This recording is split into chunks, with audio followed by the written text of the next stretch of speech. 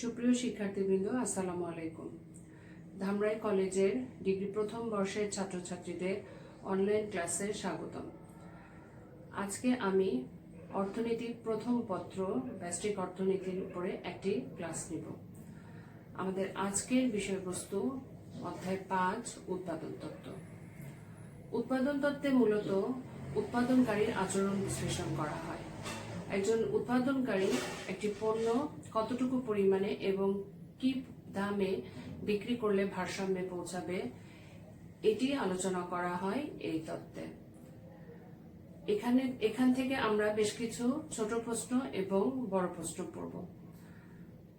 আমি আজকে বোর্ডে কিছু ছোট প্রশ্ন এবং একটি বড় প্রশ্ন লিখেছি, তোমরা খেয়াল করে দেখো। প্রথম প্রশ্নটি হলো উৎপাদন কাকে বলে, এরপরে উপকরণ কাকে বলে, এরপর উৎপন্ন কাকে বলে, উৎপাদন অপেক্ষক কি, স্বল্পকালীন ও দীর্ঘকালীন উৎপাদন অপেক্ষক কি, মোট, গড় ও প্রান্তিক উৎপাদন কি, এবং একটি বড় প্রশ্ন মোট, গড় ও প্রান্তিক উৎপাদনের মধ্যে সম্পর্ক কি। আমরা প্রথমেই পড়ব উৎপাদন কাকে বলে।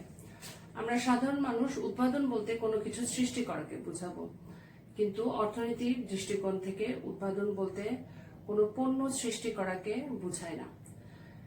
এখানে স্বীকার করে নেওয়া হয় যে সকল কিছু সৃষ্টি করতে পারেন একমাত্র সৃষ্টিকর্তা। মানুষ শুধু এর রূপান্তর ঘটাতে পারে।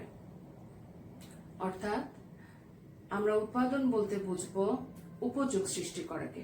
উপযোগকে আমরা সুবিধা অর্থে সুবিধা সেন্সে আমরা প্রয়োগ করতে পারি। অর্থাৎ একটা বস্তুর মধ্যে অভাব পূরণের যে ক্ষমতা তাকেই বলা হয় উপযোগ। কাজেই উপযোগ তৈরি করাকে আমরা উৎপাদন বলবো, অথবা মূল্য সৃষ্টি করাকেও আমরা উৎপাদন বলতে পারি। কাজেই আমরা যদি সংক্ষিপ্তভাবে বলি উৎপাদন কাকে বলে, তাহলে বলতে হবে অর্থনীতিতে উৎপাদন বলতে আমরা বুঝবো উপযোগ সৃষ্টি করা অথবা পুরাতন উপযোগের সাথে নতুন উপযোগ যোগ করা তাকে বোঝানো হয়। উৎপাদন করতে গেলে আমরা যে দ্রব্যগুলি বা পণ্যগুলি ব্যবহার করি সেগুলিকেই বলা হয় উৎপাদনের উপকরণ। পৃথিবীতে যত উপকরণই থাকুক না কেন, একটি পণ্য উৎপাদন করতে গেলে হয়তো বা একাধিক উপকরণ আমরা ব্যবহার করতে পারবো, অথবা একটি উপকরণও আমরা ব্যবহার করতে পারি, বা 10টি 20টি ইত্যাদি অনেক সংখ্যক উপকরণ আমরা ব্যবহার করতে পারি। কিন্তু অর্থনীতিবিদদের দৃষ্টিকোণ থেকে আমরা কেবলমাত্র 4টি উপকরণই আমরা ব্যবহার করতে পারি। এই 4টি উপকরণ হলো ভূমি, শ্রম, মূলধন এবং সংগঠন। আমরা প্রথমেই ভূমি কাকে বলে খুব সংক্ষিপ্তভাবে আমরা জানব। জলে, স্থলে, এই ভূপৃষ্ঠের উপরে, নিচে এবং আকাশ পর্যন্ত যত প্রাকৃতিক সম্পদ আছে সবই হচ্ছে ভূমির অন্তর্গত হবে। সাধারণভাবে আমরা ভূমি বলতে মাটিকে বুঝি, কিন্তু অর্থনীতিবিদরা ভূমি বলতে মানব সম্পদ ছাড়া ভূমির উপরে যত প্রাকৃতিক সম্পদ আছে সবকিছুকেই বোঝানো হয়। এই ক্ষেত্রে আমরা ভূমি বলতে আমরা আকাশ, আমরা গাছপালা, নদী, পাহাড়, সাগর ইত্যাদি সকল কিছুকেই আমরা ভূমির অন্তর্গত বলে মনে করব। এবং ভূমির কোনো যোগান দাম নেই এবং ভূমির পরিমাণও সীমাবদ্ধ। এরপরে আমরা আসব 2 নম্বর উপকরণে, এটি হচ্ছে শ্রম।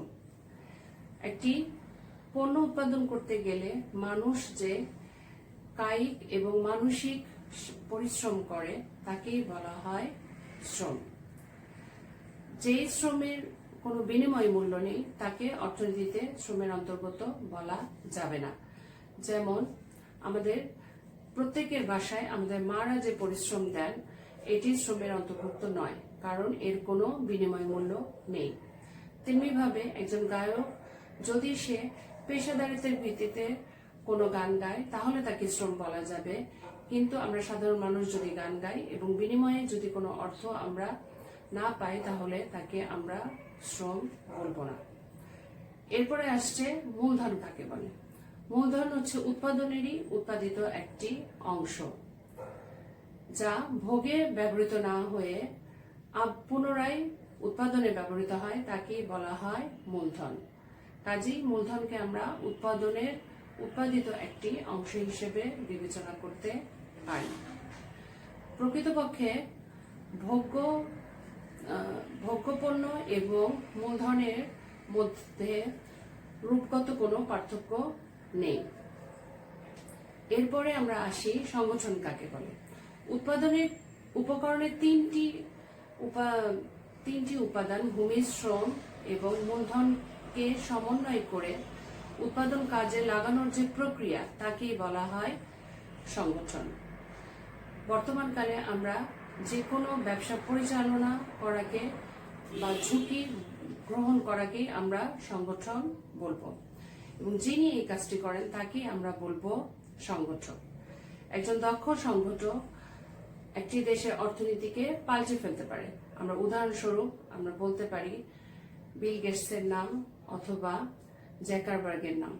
তারা তাদের উদ্ভাবনী ক্ষমতা দিয়ে তারা এমন একটি জিনিস তারা আবিষ্কার করেছেন, যার ফলে তাদের দেশের মোট জাতীয় আয়ে তারা বিরাট অবদান রাখতে পারছেন। বিল গেটসের কোম্পানি মাইক্রোসফটে কাজ করে লাখ লাখ লোক।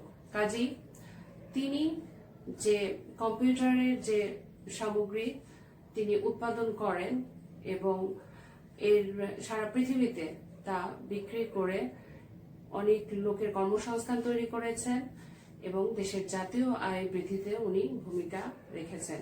কাজেই একজন দক্ষ সংগঠক উৎপাদনে অনেক বেশি ভূমিকা রাখতে পারে। প্রাচীনকালে ভূমি এবং শ্রমের গুরুত্ব উপকরণ হিসেবে ভূমি এবং শ্রমের গুরুত্বটাই বেশি ছিল, কিন্তু বর্তমান যুগের উৎপাদন ব্যবস্থায় মূলধন এবং সংগঠনের ভূমিকায় সবচেয়ে বেশি। এখন আমরা আরেকটি বিষয় আমরা আলোচনা করব, উৎপন্ন কাকে বলে। এইবার আমরা জানব উৎপন্ন কাকে বলে। আমরা জানি উৎপাদন হচ্ছে একটি প্রক্রিয়া, যে প্রক্রিয়ায় উপযোগ সৃষ্টি করা হয়, আর উৎপন্ন হলো এই প্রক্রিয়ার ফল। যেমন আমরা কাঠ থেকে টেবিল তৈরি করতে পারি। কাঠ থেকে টেবিল তৈরি করার যে প্রক্রিয়া, একে বলা হচ্ছে উৎপাদন, এবং যে টেবিলটি তৈরি হলো অর্থাৎ ফল, একে বলা হচ্ছে উৎপন্ন। আমরা সাধারণত দ্রব্য ও সেবা আকারে উৎপন্ন পেয়ে থাকি। আমাদের পরের কোশ্চেন, উৎপাদন অপেক্ষক কি?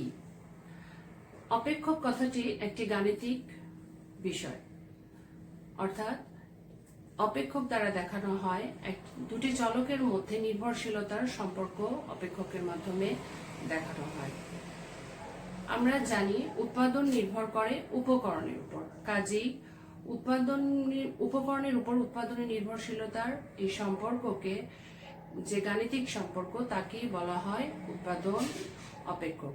আমরা উৎপাদন অপেক্ষকটাকে লিখতে পারি কিউ সমান ফাংশন অফ, আমরা জানি উপকরণ লাগে হচ্ছে চারটি, এন, এল, কে, ও। এখানে এন অর্থ ভূমি, এল অর্থ শ্রম, কে অর্থ মূলধন এবং ও অর্থ সংগঠন। অর্থাৎ উৎপাদন নির্ভর করছে উপকরণের উপরে, এবং এই নির্ভরশীলতার সম্পর্কটি হচ্ছে সরাসরি, অর্থাৎ উপকরণ বাড়লে উৎপাদন বাড়বে, আবার উপকরণ কমলে উৎপাদন কমে যাবে। কাজেই উপকরণের উপর উৎপাদনের এই নির্ভরশীলতার সম্পর্ককে যে গাণিতিক সূত্রের সাহায্যে প্রকাশ করা হয়, তাকেই বলা হয় উৎপাদন অপেক্ষক। এরপরে আমরা পড়ব স্বল্পকালীন ও দীর্ঘকালীন উৎপাদন অপেক্ষক কি। আমরা জানি উৎপাদন সাধারণত দুইটি কালে হয়, একটি হচ্ছে স্বল্পকাল এবং আরেকটি হলো দীর্ঘকাল। অর্থনীতিতে স্বল্পকাল বা দীর্ঘকালের কোনো নির্দিষ্ট সময় মেয়াদ নেই। সাধারণত উৎপাদন ক্ষেত্রে আমরা যে উপকরণগুলি ব্যবহার করি, এই উপকরণের বৈশিষ্ট্যের উপর ভিত্তি করে আমরা স্বল্পকাল এবং দীর্ঘকালের সংজ্ঞা দিয়ে থাকি। আমরা জানি উপকরণ 4 রকম, কিন্তু উৎপাদনের ক্ষেত্রে উপকরণকে আমরা আরো একটি প্রকারভেদ আমরা করতে পারি। অর্থাৎ উৎপাদন করতে গেলে আমরা বলতে পারি আমরা 2 ধরনের উপকরণ ব্যবহার করি। একটির নাম স্থির উপকরণ আর একটির নাম হচ্ছে পরিবর্তনশীল উপকরণ। উৎপাদনের ক্ষেত্রে যে উপকরণগুলোকে আমরা সবসময়, কিছু উপকরণ থাকে যেগুলি স্থির থাকে, যেমন একটি বিল্ডিং হতে পারে, দক্ষ কর্মচারী হতে পারে, এগুলি হচ্ছে স্থির উপকরণ। এছাড়াও আরো কিছু উপকরণ আমরা ব্যবহার করতে পারি, সেগুলোকে আমরা পরিবর্তনশীল উপকরণ বলতে পারি। যেমন আমাদের যদি নিজেদের কোনো বিল্ডিং না থাকে, অর্থাৎ আমরা যদি কোনো ভাড়া নিয়ে থাকি বিল্ডিং, সেক্ষেত্রে এই উপকরণটা হবে পরিবর্তনশীল। এবং কিছু উৎপাদনের বৃদ্ধির সাথে সাথে কিছু শ্রমিক আমরা বাড়াতে অথবা উৎপাদন কমলে আমরা কিছু শ্রমিক কমাতে পারি, এ ধরনের শ্রমিককেও আমরা পরিবর্তনশীল উপকরণ বলতে পারি। এখন আমরা স্বল্পকাল বলতে কি বুঝবো? স্বল্পকালে সকল উৎপাদনের সকল উপকরণই স্থির, পরিবর্তনশীল হবে না।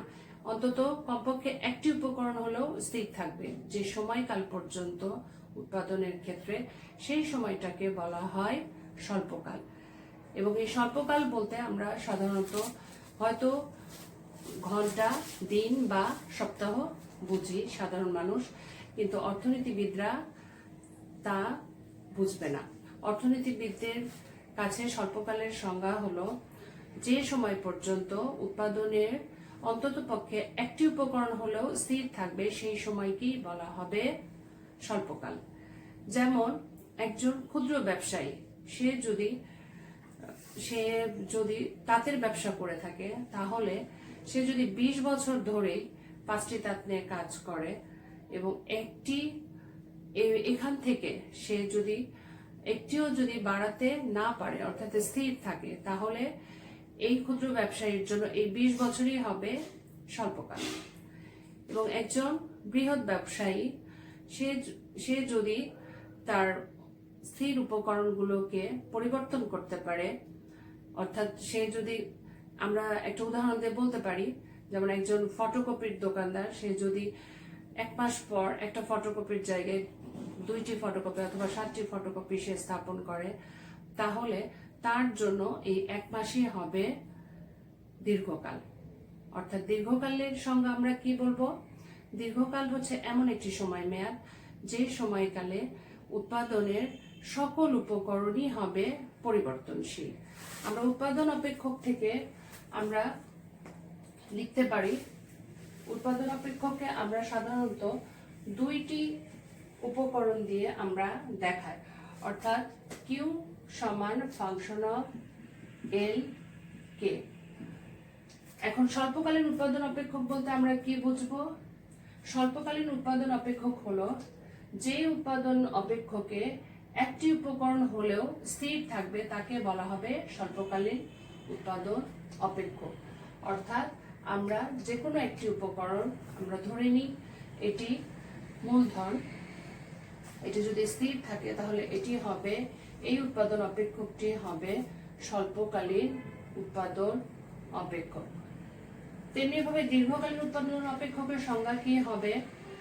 দীর্ঘকালীন উৎপাদন যে উৎপাদন অপেক্ষকে সকল উপকরণই পরিবর্তনশীল হবে, তাকে বলা হবে দীর্ঘকালীন উৎপাদন অপেক্ষক। এক্ষেত্রে আমরা 2 নম্বর সমীকরণকে আমরা বলবো দীর্ঘকালীন উৎপাদন অপেক্ষক। অর্থাৎ এখানে একটি উপকরণও স্থির নাই, সকল উপকরণই পরিবর্তনশীল। কাজেই আজকে আমরা শিখলাম উৎপাদন কাকে বলে, উপকরণ কাকে বলে, উৎপন্ন কাকে বলে, উৎপাদন অপেক্ষক কি, এছাড়াও স্বল্পকাল কাকে বলে শিখলাম, দীর্ঘকাল কাকে বলে শিখলাম, এবং স্বল্পকালীন উৎপাদন অপেক্ষক কাকে বলে, দীর্ঘকালীন উৎপাদন অপেক্ষক কাকে বলে। এরপর নেক্সট ক্লাসে আমরা শিখব মোট, গড় ও প্রান্তিক উৎপাদন সম্পর্কে এবং এদের মধ্যে সম্পর্ক সম্বন্ধে। সুপ্রিয় শিক্ষার্থীবৃন্দ, আশা করি ক্লাসটি তোমাদের ভালো লেগেছে এবং তোমরা আমাদের এই অনলাইন ক্লাসগুলি সবাই ফলো করো এবং করোনার যে সকল স্বাস্থ্যবিধি আছে তা অবশ্যই মেনে চলবে এবং বাড়িতে বসে বেশি বেশি প্র্যাকটিস করবে। তোমাদের সকলের শুভ জীবনের প্রত্যাশায় আজকে এখানেই শেষ করছি। আল্লাহ হাফেজ।